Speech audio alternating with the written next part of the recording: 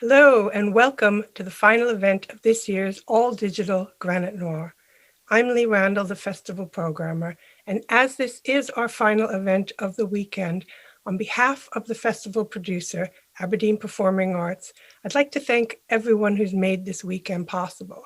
So, thank you to the festival partners, Aberdeen City Libraries, Belmont Film House, and Aberdeen City and Aberdeenshire Archives. Huge thanks to our production company, Glowcast, as well as thanks to our book-selling partner, Waterstones. We're very grateful to our funders, Aberdeen City Council, Creative Scotland, and Event Scotland for their continued support. A big, huge, massive, ginormous thank you to every single writer, chairperson, and presenter who has taken part in what has been an inspiring weekend of conversation and discussion. And a big thank you to our BSL interpreter, Leslie Creer, who is interpreting this event. And should you require BSL interpretation, there's a separate button underneath the feed. Just click on that and you'll get to see her in action. We also hope that you'll visit waterstones.com to buy books from our authors, and if you can, to consider making a donation to help support the festival, and that way we can keep bringing them to you year after year. Now, all the live streams are going to be edited over the next couple of days. That means you'll be able to catch up on anything you missed or to revisit something you loved. I want to thank all of you for supporting this festival, coming to you in this unusual digital format. We wish we could all be in Aberdeen together, but alas, we can't. The next best thing is if you participate with us and talk to us using the chat box at the bottom of the screen. I will ask David as many of your questions as I possibly can. I kind of let the cat out of the bag now. On the main event, my guest tonight, my conversational sparring partner, is one of America's best loved, best-selling, and can I just say nicest authors, David Baldacci. His most recent novel in Britain is called Daylight, product placement, and it is, I thought it was going to be the final installment, but to my great delight, it is not. It is just the next installment of his Atlee Pine series of books. It features a very unique FBI agent who's on a double mission. On the one hand, she's fighting crime, that's her job. But on the other hand, she's on a mission to uncover the truth about a horrific attack that destroyed her family and left a major impact on her psyche.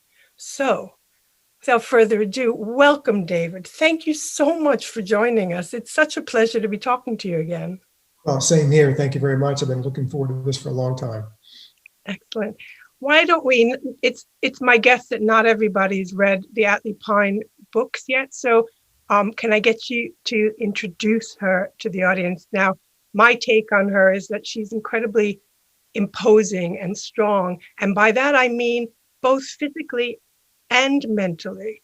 And for me, as a reader, she's an amazing example of how people can move past trauma while also being altered by it. Is that a good reading of her? It really is. You know, what happened to her and her sister, Mercy, when they were 6 years old is obviously incredibly traumatic and has defined a lot of her life going forward, that void in her life.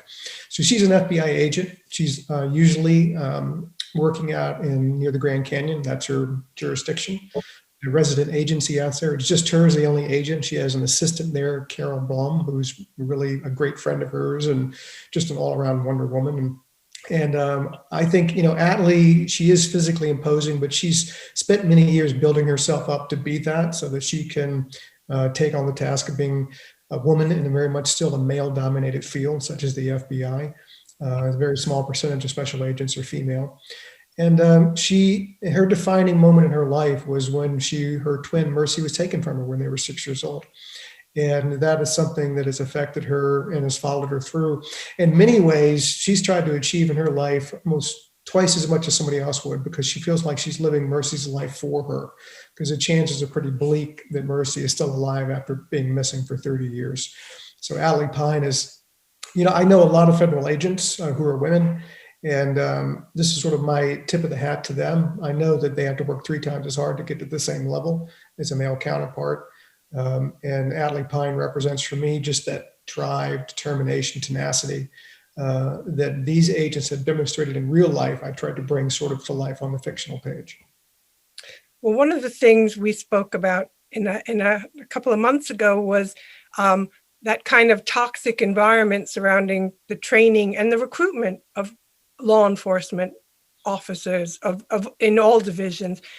And is that male bias part of the problem? Is that part of, I mean, these books are a celebration of women in law enforcement, but is that male bias changing at all? It's changing. It's changing slowly. I think if you look at, there are many different areas of life that have been male dominated, but they are changing. You can look at the American political system right now, where a record number of women are serving in Congress, and great for that.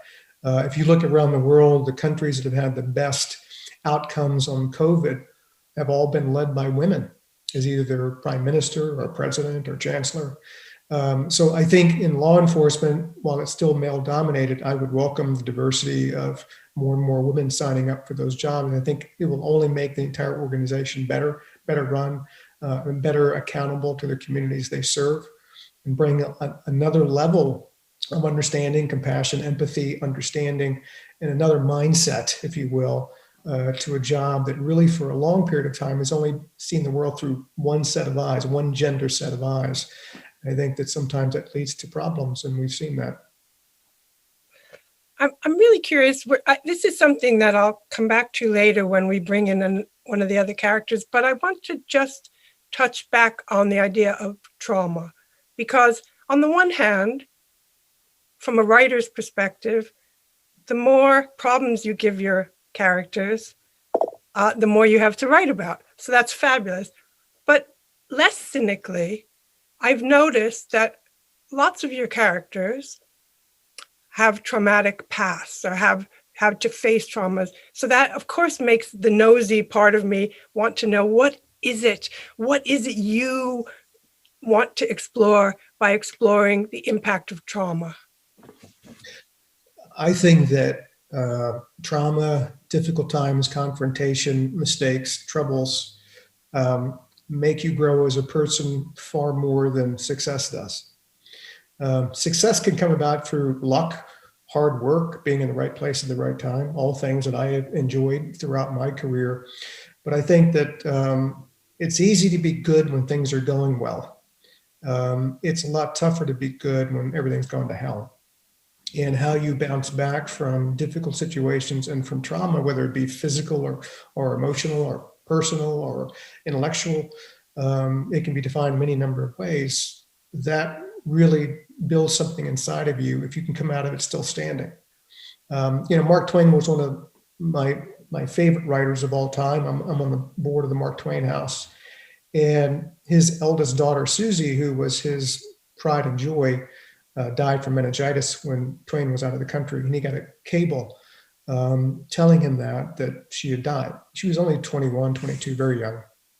And, the line that he used writing about it said, "It's a wonder that a man could still be standing after having been delivered such a lightning bolt." But he went on to live the rest of his life and did many wonderful things. But that trauma, in some ways, defined who he was going forward. I think Mark Twain would have been a very different writer going forward had he not lost his daughter at the time that he did, because it almost opens up an entire field of vision in your own mind that maybe you've never had the courage to face before because you didn't have to. And he did. So I think sometimes that trauma, I don't wish trauma and bad things on anyone, but I'm saying that we all suffer them in life. And what we can try to do is to learn from them and come out of them, if not stronger, at least wiser than before. Well, let's hope that we do. Certainly, we've all been through a lot of trauma lately. You mentioned Carol Blum. I love Carol Blum. And apart from, I've been thinking really hard about why I love Carol Blum. And it occurred to me that she's my door. I could be Carol Blum. I'm roughly her age. I could be Carol Blum. I could never be Atlee Pine. It doesn't matter how much iron I pump, I just couldn't be Atlee Pine. And I love Carol so much. Would you A, describe her to the audience, and B, can you talk me through some of the inspirations behind the creation of her character? Because it's kind of like, it's almost a Thelma and Louise setup, isn't it? Yeah, it is. It's very much, sort of matron and mentor in many ways between the two, mother-daughter in some instances as well. Well, Carol is well into her 60s. She's been in the FBI for decades in administrative capacity. She's raised 6 children, largely on her own. They're all now grown, and she has some good relations with some of them and some not so good with some of them, and not great relationship with her former husband. And so she's had, difficult times in her life as well. Raising, that many kids, raising any kid on your own is difficult. And so she can be innocuous looking. I almost think of her as kind of like my Jane Marple a little bit, but woe be to those who don't take her seriously. Because she can interrogate people with the best of any FBI agent, because she's seen everybody do everything there. She's seen the good ways to do things, the bad ways to do things. She has more experience in the FBI than most special agents do, and she soaked it all in. And I think that her relationship with Atlee has been sort of a defining moment for this series, because it's grown with each book. And she's far more than just an assistant or a secretary or whatever. She's been with Atlee on this entire journey, and Atlee really leans on her when she needs it. Atlee's not perfect. She makes mistakes. She makes bad decisions. But Carol is always there to sort of not tell her what to do, but at least to help her make better decisions going forward. And I don't think you can ask, more than that from a friend. No, I remember in the first book when she first appeared on the scene thinking, oh, she's going to be a problem. And then it was almost like a major plot twist for me when suddenly I realized, no, she's an ally. Excellent. Where's this going to go? And something I really love is the way what she does is, in my head, what she does is she kind of swoops in sideways with the arm. There's a massive interrogation going on, and she puts her arm around the person being interrogated, and she says, oh, I know, darling, I get it. And she and Atlee are just such an excellent double act. They really are. They were very effective throughout the books, particularly in Daylight, about doing that to people. Because if you look at her, and if you judge the book by its cover, which many people do because they don't take the time really to get to know anyone, then she's sort of sloughed off as being unimportant and non-threatening. So that allows her great latitude, actually, to strike the blows when she needs to. But again, playing good cop, bad cop is something I think that they do really well together. And again, Carol exploits her advantages to the fullest. Her job is to support Atlee Pine. Her job is to help Atlee Pine get to where she needs to go, and to give Atlee all the encouragement and support and information, knowledge, and wisdom that Carol has. And she's more than willing to do that. They make a very effective team. Yeah, they're brilliant together. So the next character I want to bring into our party is John Puller. Now, he is familiar to fans of yours from Zero Day and No Man's Land, which are part of his own series. He's a veteran. He's an investigator in the Army's Criminal Investigation Division. But you teased us in A Minute to Midnight. You told us then that that he and Atlee knew each other. So has this always been on the cards? Yeah, when I wrote that line in A Minute to Midnight, that's when I thought, okay, this is definitely something I'm going to think about doing, because it made sense. And when I thought of a link in Daylight that could plausibly draw John Puller into the series, meaning that one of their common suspects, people they wanted to talk to, had a connection to a military installation, bingo, I was there. And bringing John Puller in made complete sense. I couldn't just pull him in for any reason. Readers, I'd get a million emails and people would say, oh, come on, what are you doing here? So I had to have plausibility built in, and I did. And frankly, I just wanted to see how well they played together. I wasn't sure this was going to work when I actually sat down to sort of write the first few scenes with them. And I wanted to get the balance just right. It was not going to be like they were going to be the perfect partners. I wanted them to work well together, but also butt heads. They sometimes were oil and water, and sometimes you need to be that way. And they pushed each other. But at the end of the day, they were both always there for the other one. too, which is very important. Otherwise, there's really not a big reason to bring them together. And they both work for these huge, unwieldy organizations that are unforgiving. As Puller like to says, nobody on earth outcomplicates the United States Army. That's one of my questions. I want to know why the United States Army is so complicated. Why is it like that? Well, it's sort of built on the theory that everybody needs to have their piece of the pie. Every general needs to have his legions of troops. Everybody needs to have their commands. So to sort of appease all the people you need to appease, you have to have a lot of pieces to this thing. And everybody wants to feel like, okay, I've got my big piece of this pie. So the pie gets ever bigger, but at the same time it gets ever bigger, it gets cut up into smaller pieces to accommodate all the different 3 stars and 4 stars and 2 stars that want to be able to say, I run this installation, I'm head of this, I'm chairman of the Joint Chiefs. And it's just a big, they have thousands of installations around the world, and millions of troops and, tens of thousands of planes and missiles and tanks and air, it's just the whole 9 yards. So it's just a massive behemoth organization.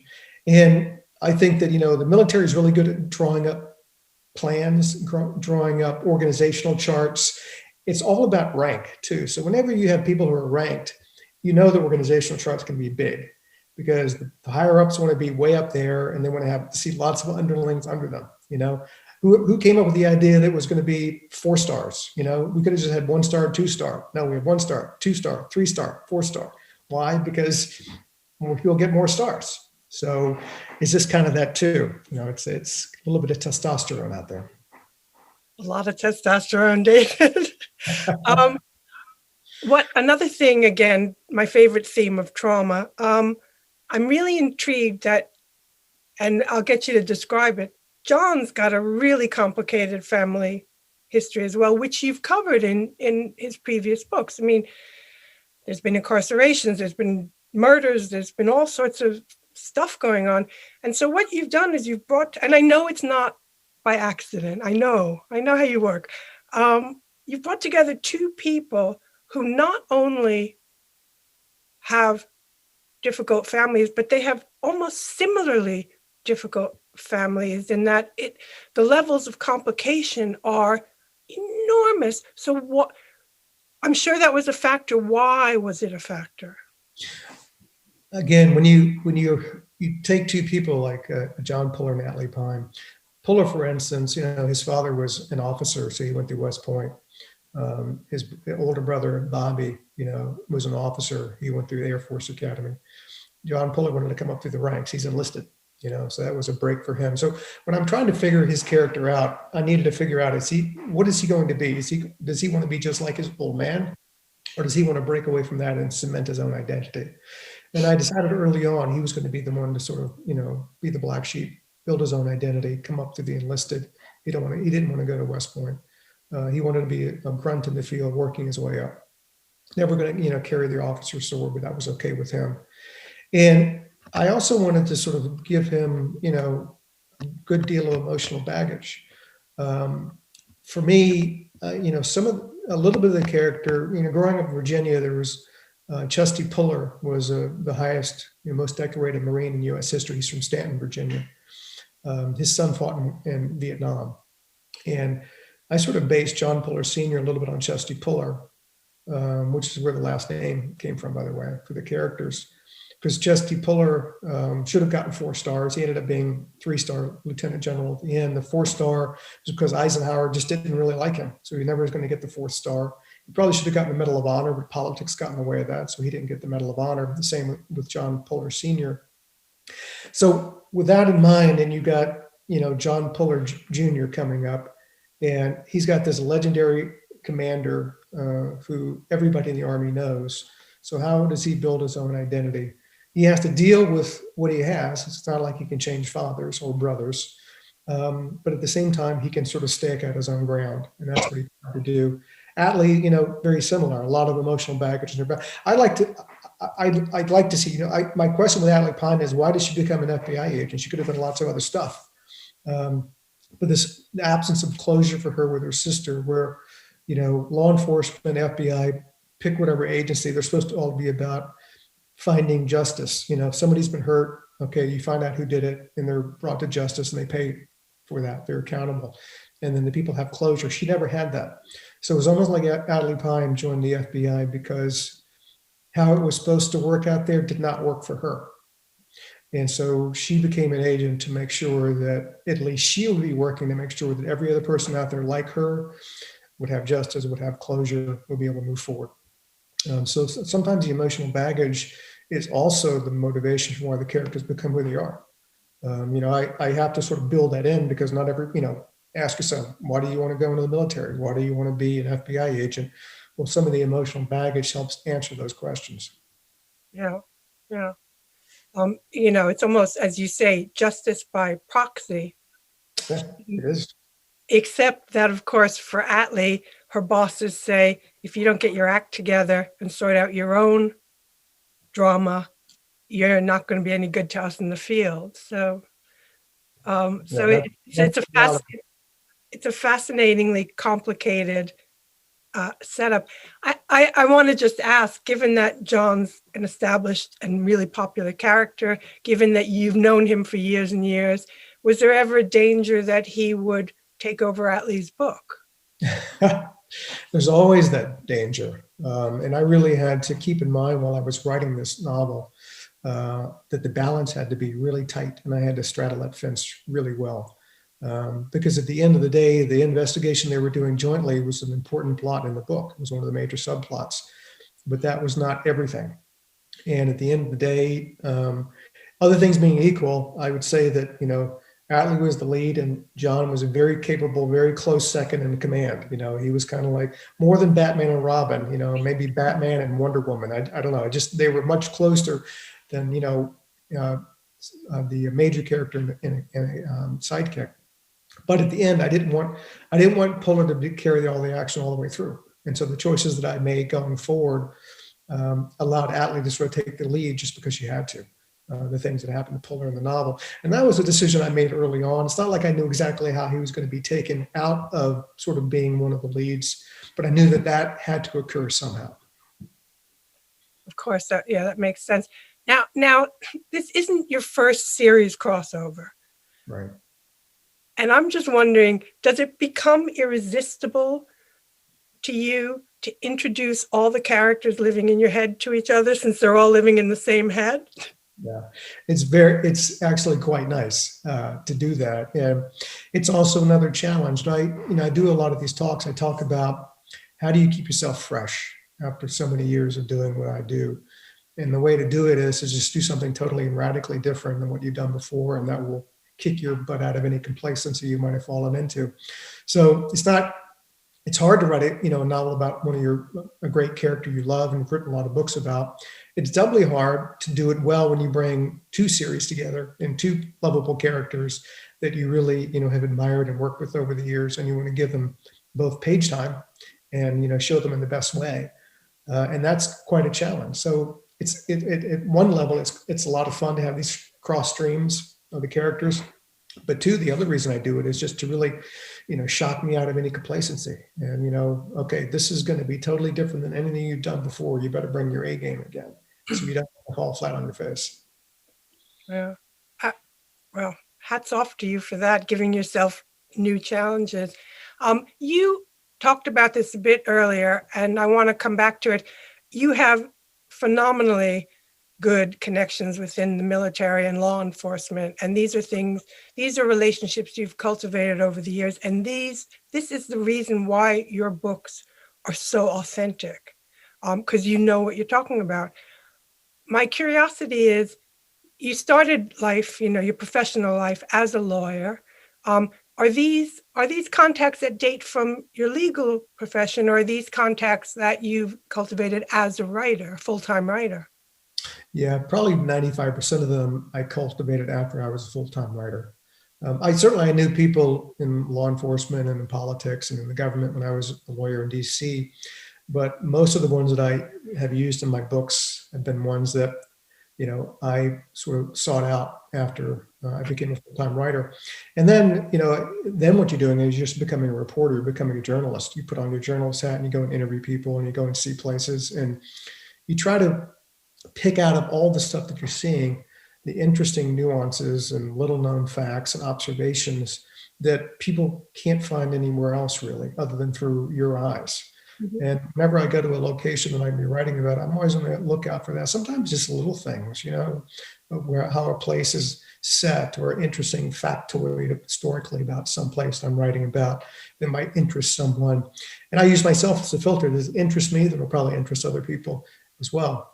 So that's my job. And then to really get people to open up to me, and the way you do that is a couple. One, you go in prepared. And so you're asking pertinent questions, show that you've done some legwork ahead of time, so you're not wasting their time. And then show too that you're interested in what they have to say. You're just not there just writing things down A, B, C, D, E. I don't want to have a, sort of a static back and forth with people. I want to have a dialogue. I want to have a conversation. And the way that you do it is to know the material, know what they do for a living, know good questions to ask, and then be really receptive to their answers, which in turn you can then form new questions with. I did that all the time as a lawyer. Every time I would go into a deposition, if I were defending it, I'm the lawyer defending it. I said, here are the three best answers: yes, no, and I don't know. Oh, But so if you can get people to open up, they can actually write your questions for you. yeah. And if somebody's a career military human or a career law enforcement, is their thinking fundamentally different than maybe mine is or yours? I mean, does it change the way? Have they got a very different outlook on the world? I think is what I'm trying to say. I think at certain levels they're similar to most people. At other core levels, they're very different. I find, I don't know if cynicism is the exact right word. I'll just use, a more worldly experienced perspective from people in law enforcement. So when you might throw out some scenarios to them, and they might have a take because, one, they've seen it done before. Two, they might think it's interesting, or three, they just don't think it's plausible at all for 5 different factors that most people would never be even aware of. With the military, their lives are so regimented. When I went down to train at Fort Benning when I was writing the first John Pollard book, they had an itinerary for me. I was going to be there for 3 days. They had like a 100-page itinerary, that showed where I was every 5 minutes. And that's sort of life in the military. And they're very formal. They're very professional. It's, yes, sir, no, sir, yes, ma'am, no, ma'am.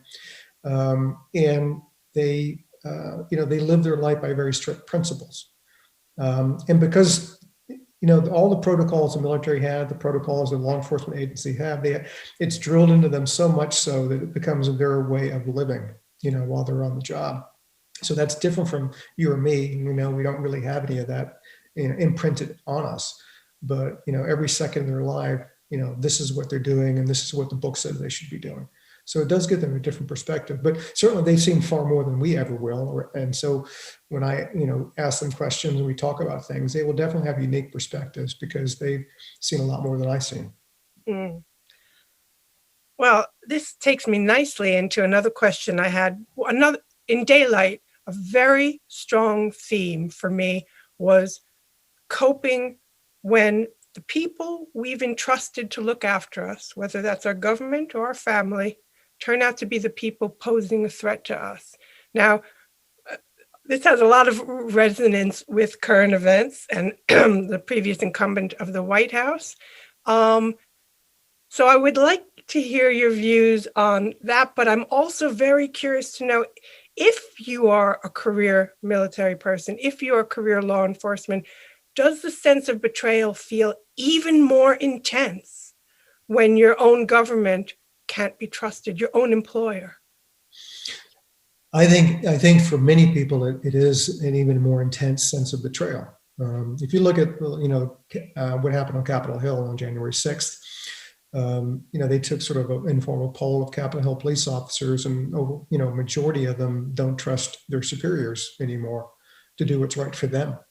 And they felt like they were just left, for the slaughter, with not the support or the intelligence they needed in order to carry out their duties. There is so it's a two-way street. If you're a grunt in the field, you're expected to give complete loyalty to the chain of command. That's what it's all about, chain of command. Well, that works both ways. And the chain of command is supposed to give loyalty to you as well. And I think that, in daylight, certainly that chain of command broke down and failed people, on the streets.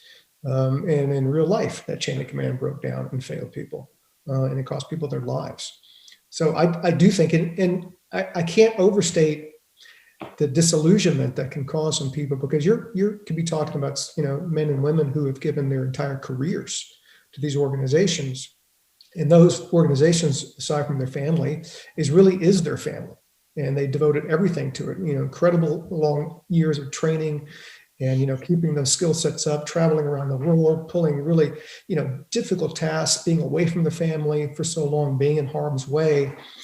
And then to feel like the people you thought had your back while you were having their back failed to do their job, maybe, by accident or even intentionally. Talk about trauma. People say, gee, I wonder why those two Capitol Hill police officers committed suicide after January 6th. I wonder what that was all about. Well, I think that's what that was all about. Just the trauma of an organization you'd given your entire professional life to, you felt like it betrayed you. It is horrifying.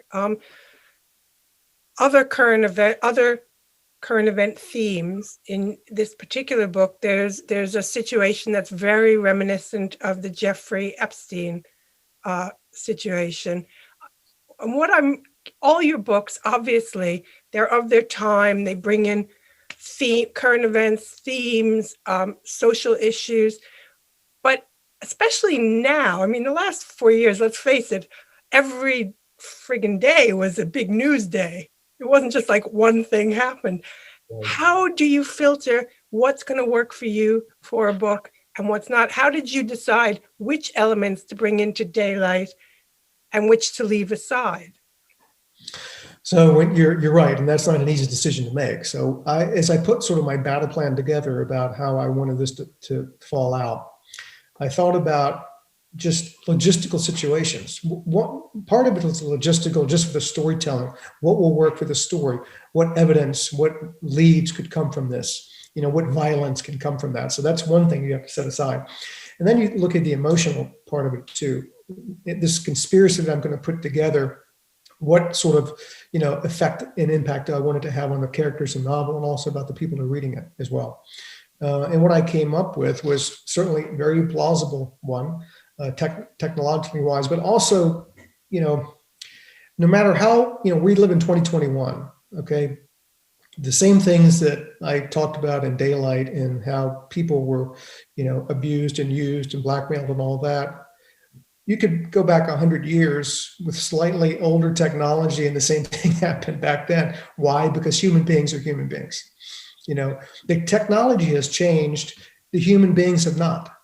We are still susceptible to that whole array of things we have always been susceptible to. And we get ourselves in trouble because of that, and other people exploit it for their own purposes. So for me, that was really my gut was, this was a sort of conspiracy, blackmail scheme, how I wanted to structure it, because one, it would, I think, have great impact on someone like Atlee Pine, who just looked at the fundamental and just horrible thing that was happening to people during the course of all of this.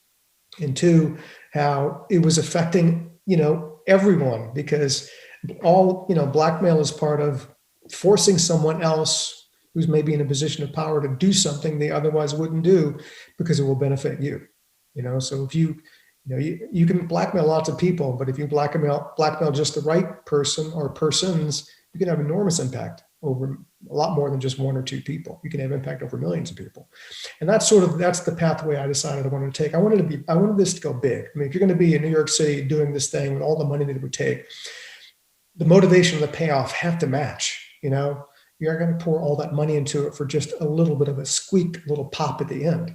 You got to go big or you go home. And that's really what drove me to sort of set up that scenario the way that I did. Yeah. Well, very, very effective, and it just felt very finger on the pulse, as the saying goes, very resonant with everything dealing with now, the fallout from all these things becoming known. Oh, absolutely. No, it's and I know as I was writing it, and I'm voracious, taker of news and everything going on. The whole time I was writing that book, everything that was happening in the world, in this country and other countries, I was absorbing every detail, and I know that it had an impact on what I was writing. It could not have an impact. I'm human too, so a lot of it was I'm just filtering straight onto the pages. Yeah. So the last time we spoke, there was civil disobedience in the streets of my home country where you live in America.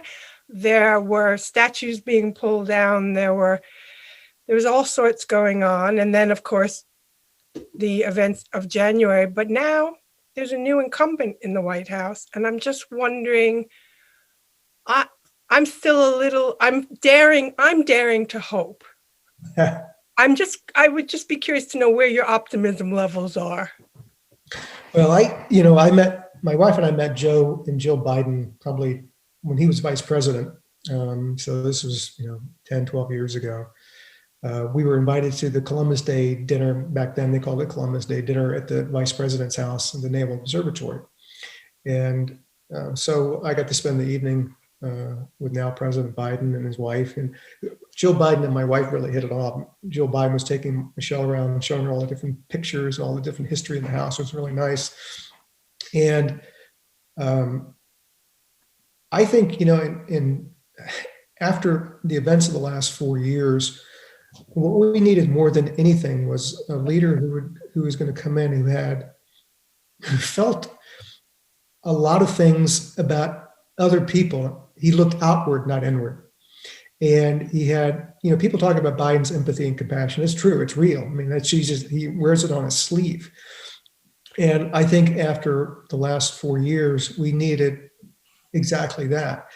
But more than that, the guy's been, in government for over 40 years. He knows how the Senate works. He knows how the federal government works. And if you can look at it, and the most important thing is he surrounded himself with really smart people who know what they're doing. And that's why they hit the ground running so fast, and all the different things they've done, the executive orders, the legislation, the pathway they have for, comprehensive immigration reform, what they've done with COVID to turn that mess around.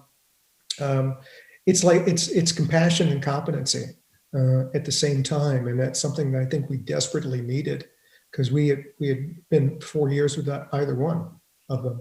And particularly if you think in the middle of a pandemic and an economic meltdown where people literally are losing their lives, their homes, their jobs, their loved ones,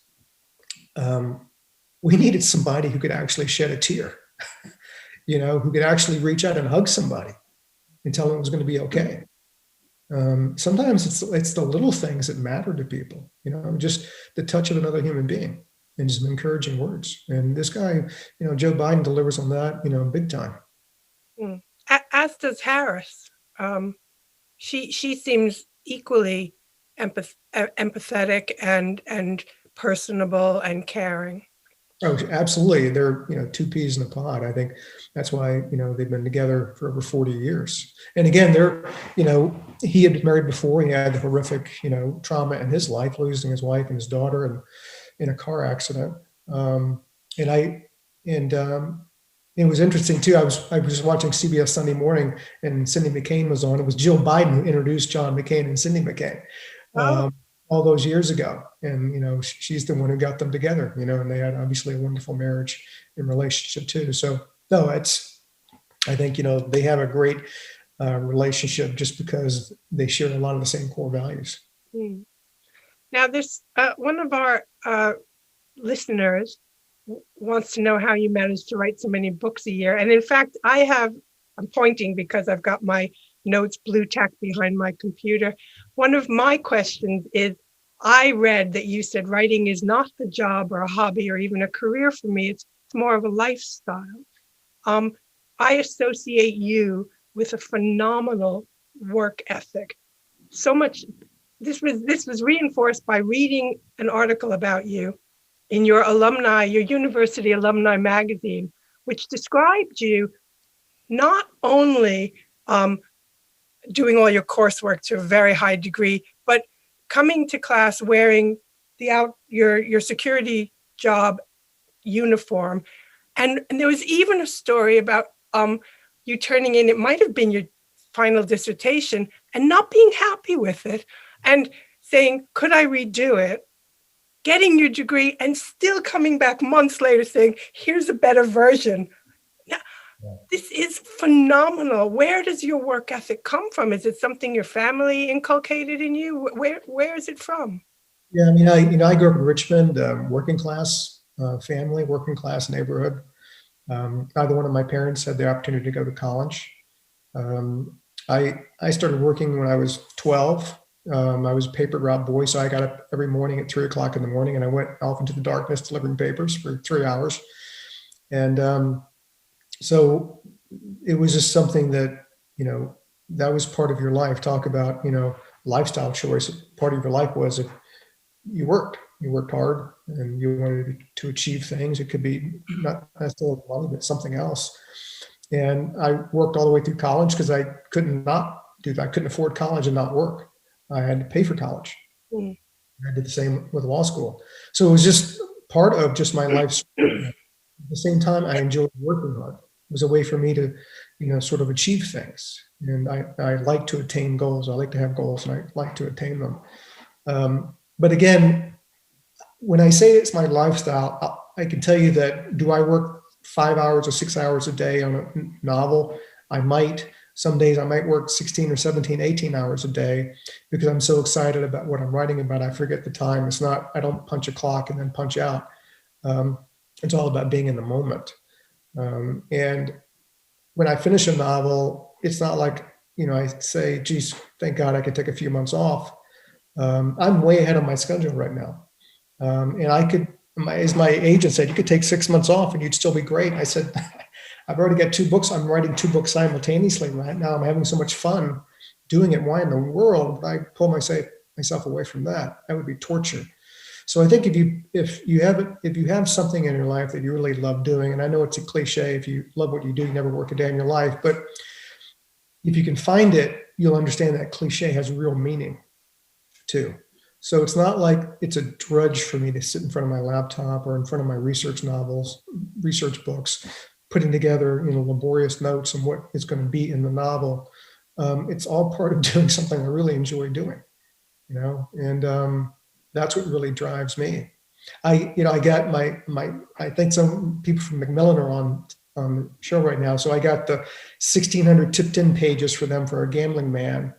I got them yesterday, and down in Florida, and I think I have until March 8th to return them. They're all signed, they're all done, 1,600 pages in, a day and a half, because I methodically just do it. And I want to have that done and set aside, and we'll be on its way. It'll make it easier for them and better for them when they get it back earlier. But the novels, it's my life. The stories are my life. And aside from my family, it's really, sort of the most important segment of what I do as a human being. And I'm totally obsessed and immersed in it. Yeah, well, lucky for us. There's Andrew is saying he's just about to start Patterson and Clinton's The President is Missing, and he wants to know, if Obama asks you to collaborate, would you accept, and what would you have as a plot? If President Obama asked me to, co-write, I've never co-written a novel with anyone. I tell people I don't play well with others. I would definitely do it for him, though. The plot, it would take some time to come up with a cool plot. Not necessarily, wouldn't have to be about him as his role as president. He's done lots of other things in his life. It could be something far closer to sort of his family, his background, where he came from and how he came up, and the people he met along the way. That might be even more interesting than just do another president book. That people are after him because of what he did during presidency. Well, he had a whole life before he was president. That might be more interesting for me. Yeah. Now, this question is sort of near and dear to my heart. One of our participants this weekend leading a writing workshop about character development was D.V. Bishop, who's also a friend of mine. And you recently read his book. Now, David says, thank you for the kind comments about my book, City of Vengeance. what inspired your post-World War II setting in the Archer novels? My that was my father's generation, and he fought in World War II along with all of his brothers. They fought in all the different service branches. My dad was Navy, and he was 17 when he joined up, like many young men. And he would tell me, some stories of being in the North Atlantic in November, a destroyer, and their job was to protect the merchant marine ships taking, equipment and stuff over for the war. And he would be chained to the bow. He would have the midnight to 3 a.m. He's chained to the bow so he won't get swept overboard. And he said, I'd be there at midnight to 3, and the ship's bow would go down into the trough of the waves, and I'd have 40-foot tall, mountains of water on either side of me. And then we'd come up on the top of the wave, and I'd be 40 feet up above the ocean and back down for 3 hours, at a time, all night long. Luckily, he never got seasick. That was just the stuff. I would have been throwing up all over the place. Exactly. And I have a picture hanging in my office of my father at age 18 in front of the Sphinx in Egypt in his Navy uniform, because he got to see the world. Otherwise, he never would have gotten to do any of that. And when he came back from the war, he had an opportunity to, through the GI Bill, to go to William and Mary, a really wonderful college in Virginia. But his mom was ailing. His father had passed away during the war. So he decided to get a job to help support her. So that changed sort of the trajectory of his life. But in that microcosm view, I sort of tried to extrapolate at a macro level about choices people made when they came back from the war. And for somebody like Archer, Archer came back. He made some bad decisions. He ended up in prison for a few years. And he was on parole, and now he's out, and he's trying to move forward with his life. And back then, moving forward with their life for a lot of people was that they ripped up the roots where they were, because they were associated that with the war, and they wanted to move, oftentimes west or south, to new horizons and reinvent themselves and become something fresh and new. So taking sort of what my dad's path, he didn't choose that. He might have wanted to, but familial obligations didn't allow him to make that choice. So through Archer, I sort of made the choice my father never had the opportunity to make. And Archer was going to try for something brand new. So he's going to dig up, rip up his roots and move west and see what he could do with his life. And that was really at the macro level. That macro level outlook on the novel came from some my father sort of, at a micro level about the choices he had coming back from the war. But he really wanted something new too, because those were awful years. Everybody wanted a fresh start. That's tremendous. One of my questions dovetails beautifully with Hetty's question. So my question was going to be, I read that you said that thrillers were very rereadable, which intrigues me because for some people, if they already know who done it, that's it, it's over. And I'm wondering if you find on the rereading that it's more of a forensic, mechanical, artisanal reading where you're looking to see what's done. But our audience member, Hetty, sorry, this is not, yes, it is Hetty's question. Sorry, she's got more than one question. That's why I'm confused. Is asking, what sort of crime fiction do you read? And what are the main differences you've found between American crime fiction and crime fiction from other countries, especially, of course, Scotland? Right. I've lately been reading, every novel that Ross MacDonald wrote. I'm probably on number 14 now, his Lou Archer series. And I have to admit, I had not read MacDonald. I didn't know that his character's name was Lou Archer. That was my bad. But then I read that he took the name Lou Archer, who was in the very first novel of Dashiell Hammett, The Maltese Falcon. Lou Archer was Sam Spade's partner, and he gets killed in the very first novel. And so Ross MacDonald's real name was Kenneth Miller. Used that name, Lou Archer. So I've been reading his, and I've read all of Raymond Chandler's and most of Dashiell Hammett's. Those are sort of the old masters. I like books that are deeply atmospheric. They sort of put you in the moment. Chandler and Ross MacDonald wrote primarily in the 40s, 50s, and 60s. MacDonald in the 60s. Chandler had passed away back then.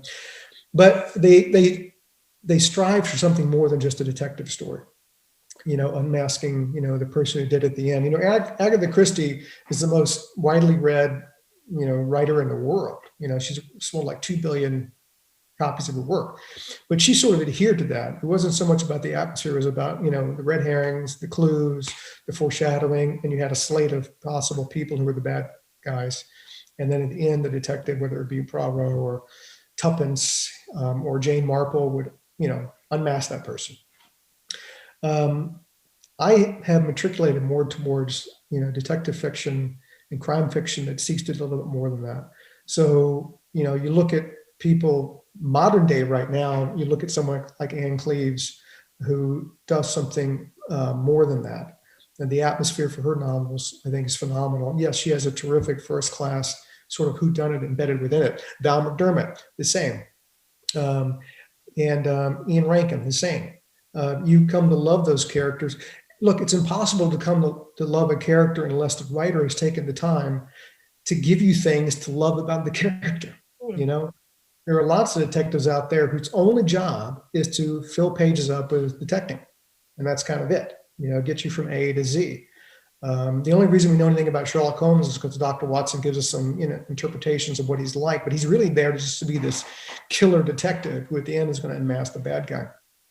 So I am matriculated more towards crime fiction that tries to do more than that. And there are some great ones out there, some of the ones I've already mentioned, both sides of the pond, that leave you with a feeling that you got the mystery that you wanted, the bad person was unmasked and hopefully held accountable, but you got a terrific story that told you a lot about the people who lived in that novel, and it made you want to visit them again. There's another question. This is such an intriguing question. Eileen wants to know, what made you want to write about synesthesia? Years ago, I read lots of different books. I read a book called Born on a Blue Tuesday. And it was about a person who had synesthesia. And that is, they see certain things, numbers, musical notes, things we take for granted in vivid color. It's speculated that Beethoven and Mozart both had synesthesia. It's all it is that your sensory pathways in your mind crossfire, and they get wired together, and all of a sudden colors come up out of nowhere. And that was fascinating to me because that sort of shows a derivation of how the mind can work, other than the normal way we think it does work. And, we know very little about them. Doctors 100 years ago, knew a little bit about the mind. Doctors today know just a little bit more about the mind, but not much more than that. And you have like 2 trillion neurons and synapses firing off. It's almost impossible to understand it all. We have vague ideas about what parts of the brain control certain functions that we do as human beings, but you get much deeper than that, and you're totally in a world of speculation. So that made it, incredibly good, fodder and material for me, because I had broad latitude of what I could do, with a character like an Amos Decker, who also has hyperthymesia, perfect recall, and he got it through a traumatic brain injury, where his brain rewired itself around the damaged areas and opened up new facets of his mind that he'd never even encountered before, because normal minds are not wired that way. So as a writer, you're always thinking about pushing the envelope on character development and what you can do with the character. So for me, the traumatic brain injury, altering a mind in a certain way, opened up just vast horizons and latitudes of what I could do with that character. I could put him into certain situations and push him to do things that, if he didn't have those types of attributes, readers wouldn't buy it. They wouldn't think it was plausible. I'd get the emails, this is ridiculous. Nobody can do that. But because of that, I can.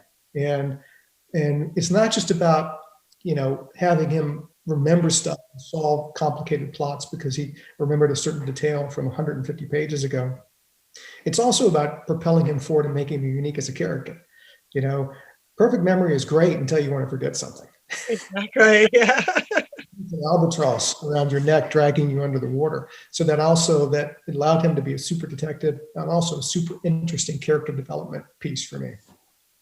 Yeah. So we're running out of time. I want to check in with you. Am I correct in thinking that your Vega Jane series of books for young adult readers is being or has been reissued in the United Kingdom. Can you just, have they been revised, or have they been repackaged? What's the deal with that? So Macmillan came to me a while back and said, we had success with it, but we think we can have a lot more success with it if we do some things to it. So the first novels, they were big and long and covered a lot of ground. And so one thing I was asked to do and did, I had a wonderful editor in Sarah Hughes at Macmillan who helped me do this, is edit the books down to make them not as long, streamline them, to make them more, I think, comfortable for readers of a certain age. Again, I'm an adult. I write for adults for the most part. I'm not an expert on how to write for other age groups for the most part. And so it was thought to redo that, streamline it, and make it a better read for them. So we did that, and I've done two of them, rewritten two of them so far, and I'm start working on the third one soon. They did brand new covers for them, new titles. Instead of the first one, the finisher, now we have it so that each of the books begin with Vega Jane, and the first novel, it just came out a few weeks ago in the UK, is Vega Jane and the Secrets of Sorcery. And the next one is Vega Jane and the Maze of Monsters. To that, because middle grade, adult, young adult, middle grade, and all that, those are very specific categories. I learned that from Scholastic, where my publishers over here, and not something that I was well schooled in. So Macmillan has done a great job, and so far, even with the pandemic and all the stores being closed, it really has exceeded people's expectations. And I think going forward, they're very excited about it. That's brilliant. And for those of us who read at a slightly higher grade, now you tempted me earlier by saying that Atlee will return. We will see more of her. We will learn more about her. What else? What else is coming? What can we line our expectations up for? So in April, you're going to get A Gambling Man, which is the second installment of Aloysius Archer. He is now headed to the West Coast via Reno, Nevada, where he meets a very special character that will be with him through the entirety of the book. And then they go on to Baytown, California, which is a little bit north of Los Angeles. And there he becomes under the tutelage of a really renowned private investigator who used to work for the FBI named Willie Dash. And Willie Dash will be his mentor, and they will be involved in a pretty complicated case out there as Archer sort of, gets his gumshoeing, license and learns how to be one under the mentorship of this person. It's, I love writing this novel. I sort of did everything I did in one good deed and took it up to another level, because I feel really comfortable that I have control over who Archer is and who his surrounding characters should be and what they're capable of. And also about creating the atmosphere of late 1940s California was fascinating for me as well. So that'll be in April. And then in the fall, in November, you'll get the fourth Atlee Pine, where everything about the Mercy Pine case and Pine's family, her parents, will be revealed in full. And I know I really expected the readers to, hang in there with me for over a number of years to get there. And I really think it'll be worth it for them at the end. I put a lot of time and effort and emotion into this fourth one, because I knew that the first three books set it up that that's what it needed to be. I couldn't set it up the way I did and have a sort of a puny, throw to home plate. I had to really just heave it right out of the park. And that's what I tried to do. So I think when you read the fourth Atlee Pine, you'll feel like, damn, I'm so glad I hung in there. That is such good news, David, because as I told you earlier, I thought this was going to be a trilogy, and I got to the end of this book and I was just like, wait a minute, there's a few things I need cleared up. So I'm so pleased that there's going to be resolution. Thank you. Thank you in advance. Well, here we are at the end of what has been another wonderful hour. You're one of my favorite writers to talk to. Thank you so much for coming to Aberdeen through cyberspace. And perhaps next time we'll be able to do it face-to-face in person in the Granite City. All that's left for me to say is not only thank you so much, but to everyone who's hung with us through this whole weekend, thank you for being with us. Thank you for buying books. Thank you if you've been able to donate to Aberdeen Performing Arts in order to help keep Granite Noir going. And it has been a fantastic weekend. And that's us. We're done. Thank you. And thank you again, David. Thank you. It was a joy. It really was. Everybody, thank you.